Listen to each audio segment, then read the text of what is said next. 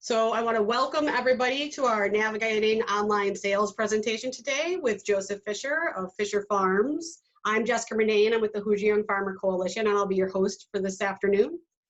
Before we get started, I want to make sure to thank our partners in this project, both IU and Purdue.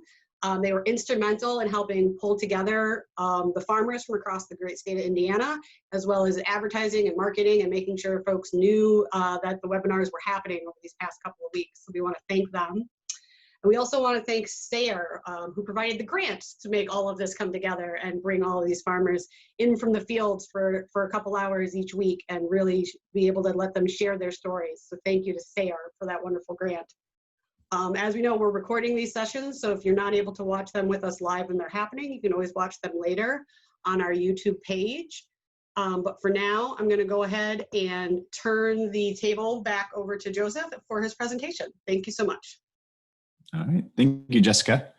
So quick intro to start off. So who is Fischer Farms? So our farm is near Jasper, Indiana, which is southern Indiana, about an hour and a half south of Bloomington.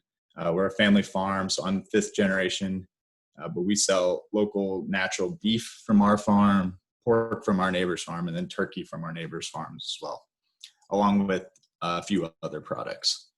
Wholesale has primarily been our customer base since we've started about 15 years ago. So I'd say about 95% of our normal business is to wholesale markets, which includes retail stores, restaurants, and universities. When the COVID pandemic hit, we had to figure out what that meant for our business model and how we could continue to move product, even if at lower than previous volumes, to keep our pipeline moving. And my role primarily with the business is sales and customer support. So you can think of me as kind of on the front lines with customers, talking to chefs, talking to retail store managers, butchers, and then you can think of my mom as doing the order fulfillment side of things, and my dad doing most of the on the farm field work type things, along with some of our employees. So a quick background on where we started. So about 7 years ago, we had a home-built WooCommerce site that we used to take a relatively small percentage of sales. We had it as an option. Since we weren't doing very much volume through that site, it was pretty high maintenance. They keep pricing accurate, all those sorts of things. It was just generally a less professional user experience because it was home built. We weren't coding experts by any means, and so we didn't have the support capabilities either to help us when things didn't work. So when a file didn't upload, when the pricing wasn't working, or we had customer registration issues, anything like that, it was a lot of burden on us to keep that up and running, and something that we didn't feel like was scalable in the switch from wholesale to direct to consumer. So about the time that we found out that both Indiana and neighboring states were locking down for quarantine, we made the switch to Grazecart.com, which is a white label platform built by Seven Sons, which a lot of you are probably familiar with. They're based out of northern Indiana. And we found out about them from one of our family friends that mentioned that they had a platform that you could tap into and use as your own website, and that was really built for a very similar business model to what we had. And they had a trial period that allowed us to get the entire website set up and built within the day, which was critical to us at the time. We didn't feel like we had a whole lot of time to assess the different platforms and figure out which one would make sense. Spend 2 weeks developing it. We wanted something that was really plug and go. And so that's why we went with the Grazecart platform. But throughout this presentation, I'll talk through some of the selection criteria for us, and then also some of the lessons learned. Here's a snapshot of our website. It's www.ffnatural.com. Play around on it yourself. Just thought I'd kind of show you visually what it looks like, so what some of the key criteria were for us from a visual perspective. So I'll start with the different products that we offer. So mentioned the beef is raised on our farm, but we also felt like it was important for us to offer a wide selection of products. And this is something that we have done in the wholesale space for a while, but we really feel like when customers are coming to shop, they want to be able to buy their proteins, their vegetables, their eggs, all the things in between, so that it's more of a grocery store experience and less of a, I need to go to this farm, then this farm, then this farm, and coordinate all those orders, deliveries, pickups, etc. And so we felt like, we're not going to be able to quickly pivot and raise chickens and raise eggs. And so what we did is we reached out to other local farmers and offered to offer their products on our website. And we feel like that's a really good sustainable model for us, because it not only keeps our customers coming back, but it also supports other local farms where they don't necessarily have to put in the overhead, the back end labor to maintain the website, to take the orders and schedule all the logistics. And so you'll see off on the left-hand side there some of the different partners we work with now. And that list is continuing to grow as both we find out about more places and other places reach out to us. We're always looking to add more and more products to our website. You'll see across the middle there, there's a functionality to do bundles of products, to do individual products. We felt like there's a lot of functionality on the product side to help us manage our inventory across a large selection of SKUs. I think we're up to like 300 different products now, and that's continuing to grow as well. So different sizes and all that. And you can sell by the weight. And the nice thing about the way it's set up is you can have a 14-ounce ribeye steak, but you don't have to actually charge that customer for the 14 ounces until you have the steak in hand, and then you can type in 14.1 ounces. And so that way they actually get charged for the exact quantity. You don't have to worry about exact weights, because we all know how hard that can be.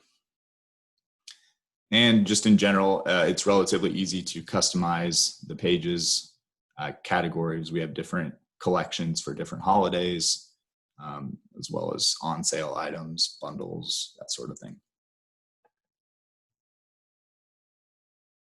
So some of the key selection criteria for us, just to get the minimum viable product up and running, was pickup location. So that's how our process works. We do not have a storefront. We do not do delivery. We use a distribution partner to deliver it to different pickup locations across the state. So Grazecart had the functionality to do that for users to select the pickup location of their choice, and for us to easily group those boxes to go to the right place. It also had pricing tiers. And so that was something that we're looking forward to as a kind of a stage 2, stage 3 process, where we can start to move some of our wholesale customers onto the website to make that order process easier. They're not currently doing that, but we wanted to make sure that we had the ability to offer different sets of prices for both wholesale customers, distributor partners, and for eventually. This slide here, you'll see that both the delivery zones for 1-day ground and 2-day ground are hidden right now. So we had those set up on the back end. Wanted to make sure that our website had the capability to support that. It's not something we've officially launched, but our first test package is actually this afternoon. And so we hope to offer that very soon. But I'll talk a little bit more about the challenges associated with that in a future slide. And then the other thing was just the back end was built without code. So you can kind of collect, click on a different thing, type in title of a page, all those sorts of things without having to worry about HTML code and all the techie stuff that really took a lot of our time in previous platforms. I also thought I'd share the pricing model with everyone. Depending on what volume you expect to be, generally works out to be about $1 or $2 per, which can be expensive depending on what volume going through.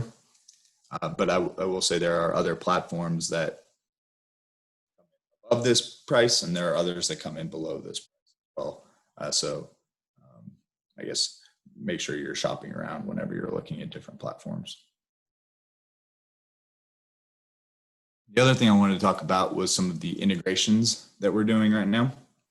And so with the Grazecart platform, we were able to integrate pretty extensively with products to help build the scalability. So I'll start with kind of the drip model, which is it's an online website, email marketing, email campaigns, and just general workflows. So it has the ability to custom workflows. So if someone starts their cart but doesn't finish their cart, doesn't check out, we can send them reminder emails, and we can say, what if it's ground beef in their cart, we can remind them, here's a picture of that ground beef that you have in your cart. We need your order by Monday at midnight to get it for this week. So it gives you a lot of flexibility, on those weekly emails and any just general email marketing that you want to do. And I believe that's $49 a month. So it's not necessarily cheap either, but we feel like the automation capabilities really enable us to scale this and kind of leave it be more hands-off in the future. Previously, we used Mailchimp, and that is something that I would recommend, especially early on when you're still in the early stages of email marketing, email newsletters. It's cheaper. It has less functionality, but it is a cheaper product. I think we were using the free model, and so we were able to blast that out to our wholesale customers as well as our retail customers on a regular basis using Mailchimp. The next one I want to talk about is Facebook. So Facebook has the ability to have pixels, is what they call them, on your website to help track. You've probably all got Facebook ads from websites that you just went to, and you're probably wondering, how did they know I was just there? So that is through the Facebook pixel. That's helping us capture more user data to understand, are we able to retarget those customers to present them with the ground beef that they were just looking at, or the ribeye that they were just looking at, to try to convert more customers and remind them that we are out there. Because I think in the direct-to-consumer world, you do have to be a little bit more purposeful in how often you're talking to them, how you're talking to them, and where you're talking to them, versus maybe the wholesale model where once you get on their menu, they're going to buy from you every week, and it's harder for them to forget about you or get replaced, I guess. It's more about maintaining that relationship, where in the retail world, it's a little bit more of reminding them that you're there and that you are a easy, convenient option. And then the last is Google Analytics also links in with the Grazecart platform. So that gives you, real-time data on who is on your website right now, what they're looking at, where they're located, what time of day they're shopping, and those sorts of things. So you can better understand who your customers are and how they're looking at your products. And then that you can use to, figure out what pages are working well, what products are interesting to folks, but maybe they're not pulling the trigger on. And so these are all different integrations that we are looking to continue to pull data out of to help us become smarter in where we're spending advertising dollars, if any, and what our target markets are.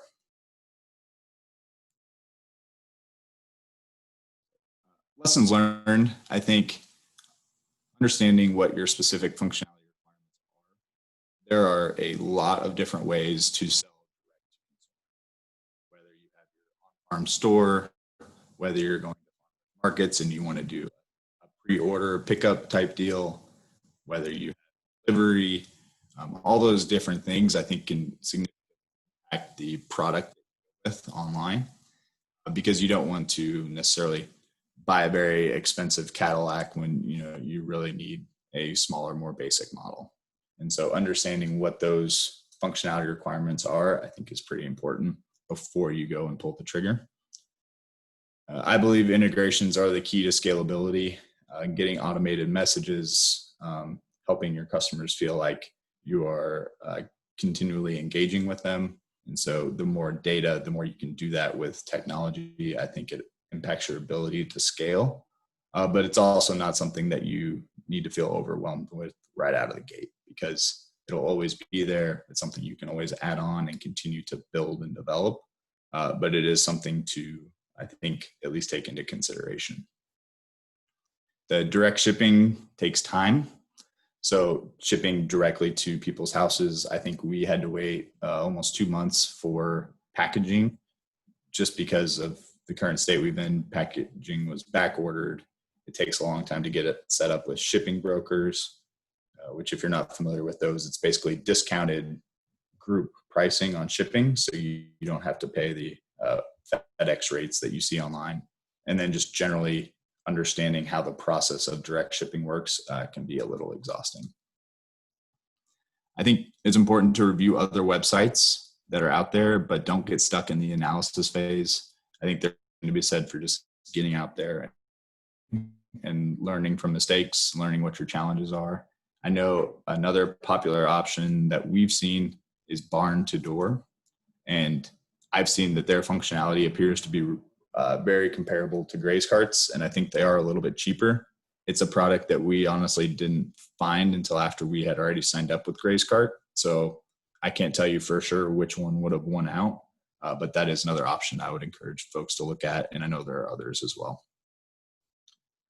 I think a wide product set helps with customer retention, because when you're buying, your customers are buying for their families, and we hear a lot of times that, so-and-so doesn't like red meat, but really likes the turkey.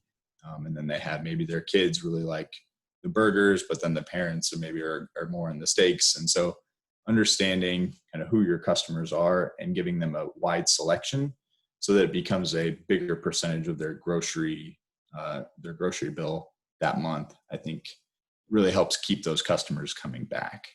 And so I would consider, if you have the ability to do so, partnering with others. Like I said, we're always looking for other partners as well. So if you're interested in partnering with us, please let us know. We think in general, the easier we can make local, natural, high quality food available to customers in Indiana, I think it's a good impact for all of us. And so we want to continue to expand that and make it continually easier for folks, both on the farm side of things, but then also on the buying side of things, so that we can start to use the COVID pandemic as an opportunity to maybe disrupt what most people think of as their ability to get local foods. And then the last one I have on here is stick with your own domain.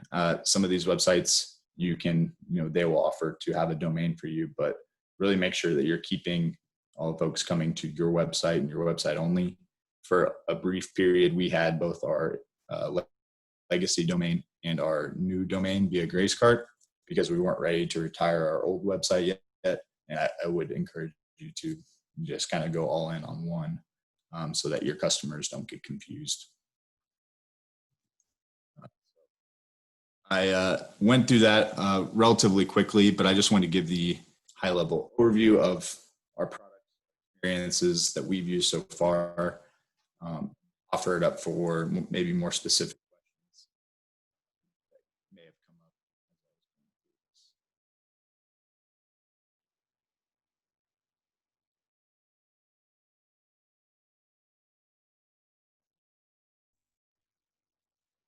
Hi, Joseph. Can you hear me all right?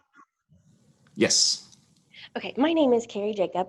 We're actually a neighbor to your farm. So thank you for presenting today. That was super helpful information. I am looking at doing cheeses.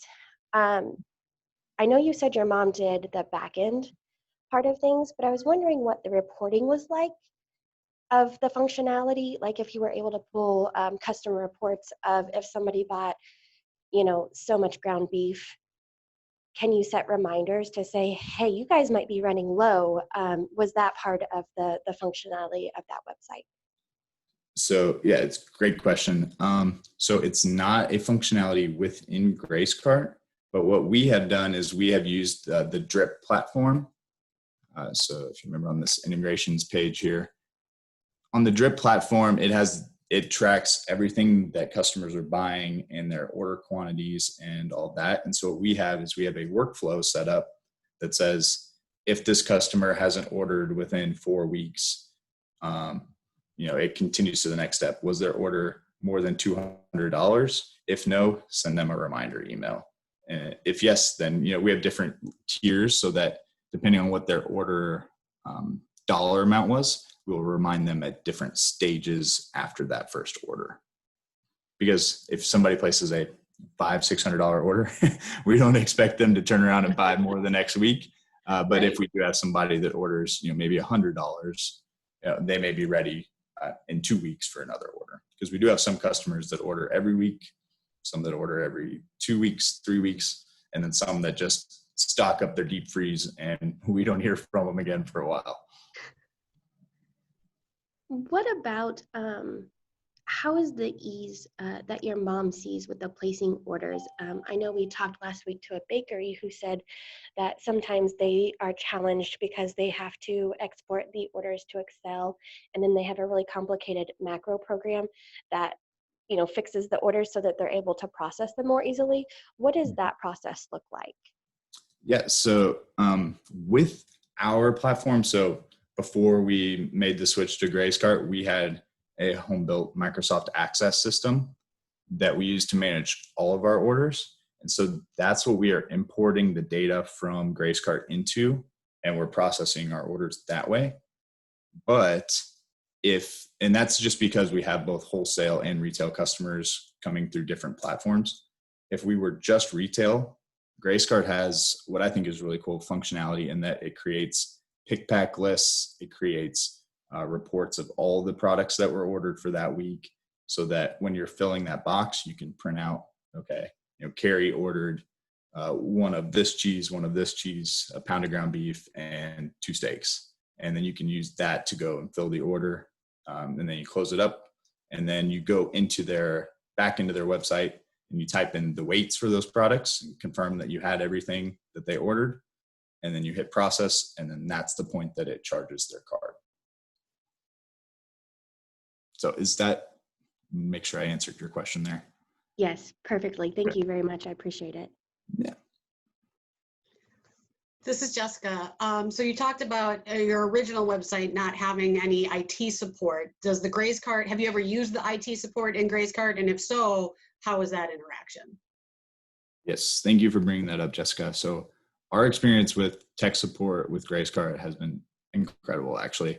So they've been very quick, and we've come back with like a few kind of weird things as far as, our referral codes we wanted to change to a different format and different things like that. And they've been very responsive. There are a few functionality requests that we've requested for the future, and they're very open to those types of things. And they're just very, I think, quick and honest about the feedback and the functionality that's available. So would highly recommend, especially when you make the transition from before when it was just, online forums and things like that, where you're trying to have to troubleshoot. I think they have good documentation on their website as well, which helps, I want to set up direct shipping. They have courses that help you go through that process. Here are the different steps you need to do. Here are the videos that help explain it, which has been really beneficial when you might be doing this in the evenings or when normal tech support isn't online.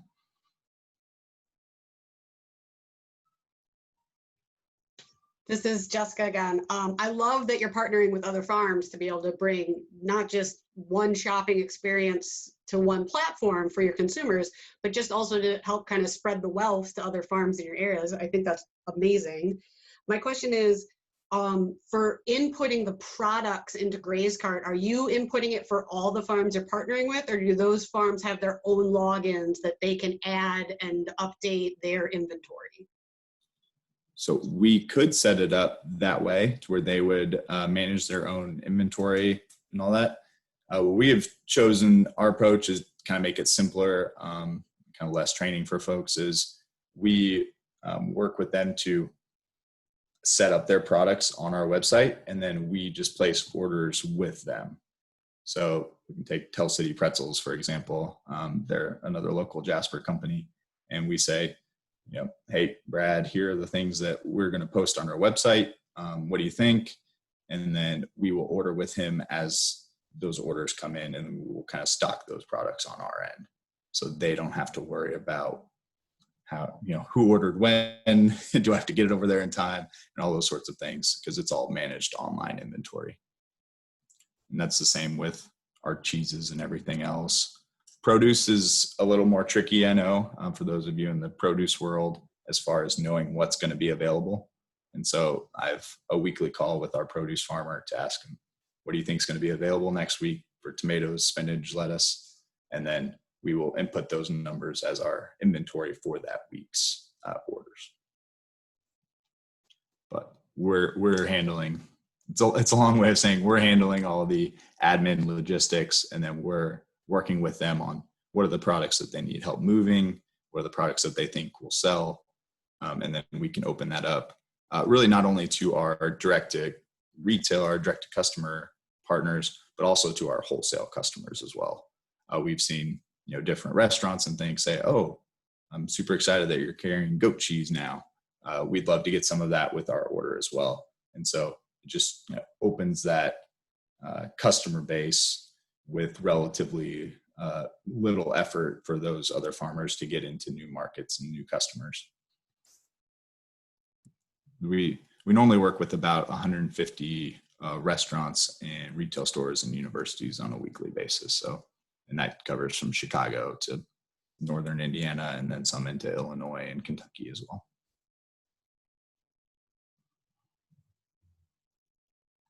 So yeah, anybody out there that has products that you think might be a good fit, please don't hesitate to reach out, and we'd love to partner with you as well.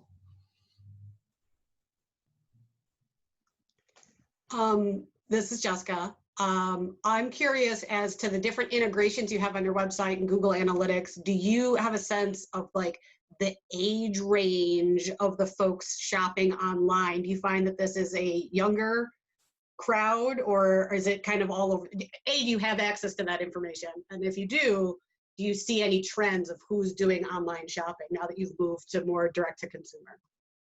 Yeah, I would say it is it's probably in the 35 to 55 range is probably the majority of our customers. I don't have the data in front of me, but yeah, do have access to those types of things.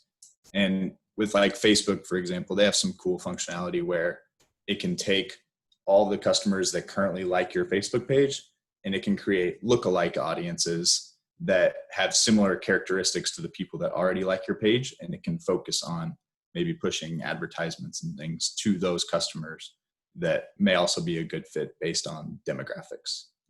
They're foodies, or they like to dine at these restaurants and those types of things. Facebook has some pretty good functionality. It might be a little creepy to some folks, but I do think just the fact that they have that data, I think has the potential to be really impactful when you think about where your advertising dollars are going. And in the past, we quite honestly haven't really spent any money on advertising. We've started to do a little bit more, and we've had some mixed success. We had one campaign where I think it ended up being $3 in advertising spend per order, per new customer, which we felt like was pretty good. And then we've had a different one that was closer to like $20. And so obviously wasn't quite as appealing as the $3 per customer. But we can use those numbers, I think, to refine how we're messaging our products and who we're messaging those advertisements to.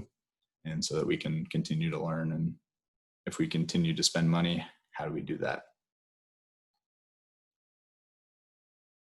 I would say the drip platform seems to be effective in it's only $49 a month, which isn't cheap, but it really gives you unlimited or close to it emails to send out new products. And you don't want to bombard people, but most of us get a lot of emails from different companies. And if you can kind of show them the face of your farm, here's what happened on the farm this week, those types of messages, I think, go over really well.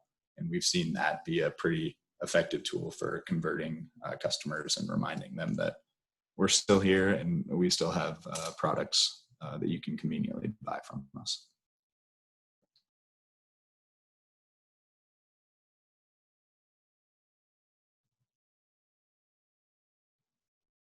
So I think, as I mentioned, Grazecart has been a good platform for us. I know it's not there, so I would encourage folks to look at other options. I would suggest, though, going with a pre-packaged software. I think it's very challenging to build your own, even if you're building it through website building tools. It can be really complicated when you're trying to manage a farm and manage your products. I do think it is worth an investment in your time and efforts to go with one of these products that will continually be maintained, that you get the tech support from, and that will continue to grow with you as you start to add new functionality, add different options, because, like I said, things are changing quickly and we're not quite sure where things are going to go.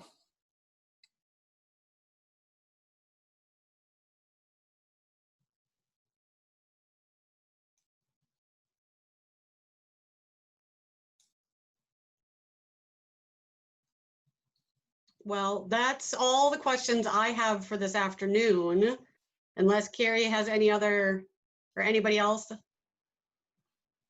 Nope, I think I'm good. Thank you very much. Well, Joseph, we want to thank you so much Yeah, for your Jessica, time. please. We really appreciate it. And for everybody who joined in today, there's a lot of good information here. I know people were really interested in Grazecart. It is a popular model that folks have been looking into. So we really appreciate your insight and your expertise on the way that you use it for your farm. And we wish you the best of luck as you move forward in this new world of sales and how we sell to people. Appreciate it. Yeah. And Jessica, feel free to share my contact information with folks as well. If they do have questions as they watch this later when they're out of the fields and things, happy to answer those questions. That'd be great. Thank you so much. I'll make sure to do that. So thank you, everybody. Enjoy the rest of your afternoon. Thank you all.